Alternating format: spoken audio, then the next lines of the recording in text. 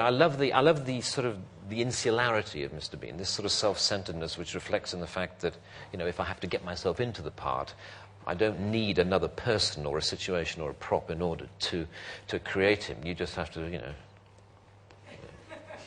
it's always about him and where he sits in the world. He's quite he's got a sort of an invisible shell around him. Yeah.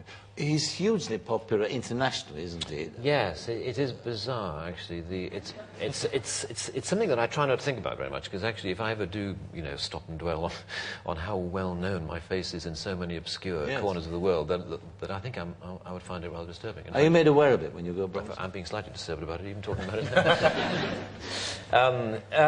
Yes, I'm aware. No, you hear extraordinary things about, like a friend of mine making a documentary for Comic Relief and going into Africa, into some of the most deprived areas of Africa, and going to this, little African village where there's no water, no electricity, no services, and nothing, no food, in all likelihood, and just a few huts. And in the largest hut, the entire village was gathered, and there was a grainy, tiny black and white screen showing a Mr. Bean video. What about, let's talk about the other great comic creation that you made, and that was Edmund Blackadder. What was the reason of setting it, first of all, in 500 years ago? I mean, what was the inspiration for that? Yeah, it was after a sketch show that I did called Not the 9 O'Clock News, and myself and Richard Curtis wanted to do a sitcom of some kind. And we were sitting around trying to think of ideas, and of course the dominant sitcom of the time was Fawlty Towers. It still is a very dominant sitcom, and a definitive piece of work.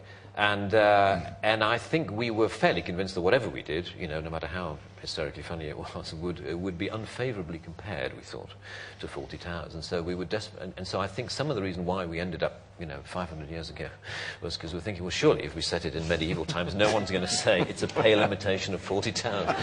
At least that was the hope. I'm sure somebody still did say it. So that's why the first series ended up at that time. And of course, one always remembers, of course, that classic last episode too, which seemed to define for me that narrow gap there is between tragedy and comedy. Yeah. It was a very bold thing and very moving, and at the same time, it did have a sort of comedic side to it.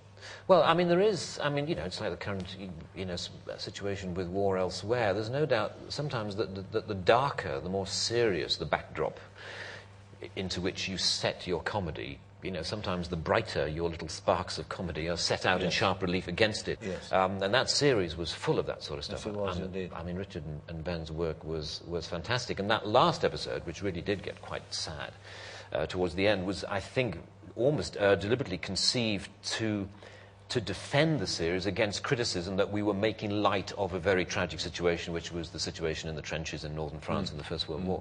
In fact, it turns out that criticism never materialized, that people just accepted it for what it was and enjoyed it for what it was. It's a classic nowadays. But it was... but I remember filming when we... the weeks a rehearsal leading up to the one-day recording of that last episode, when we went over the top at the end. And for the first time, and probably the last time actually in my acting career, that because throughout rehearsal, as an actor playing the part of the Blackadder, and knowing that even though the rest of the episode, of course, was its standard sort of funny sitcom self, there was this deep sort of twist in the, in my stomach throughout that week of sort of thinking along with your character that you were doomed, that you were going to die at the end of the week. It was the most peculiar. I'm sure, serious actors playing serious characters in difficult situations feel this all the time, that there's a psychological effect.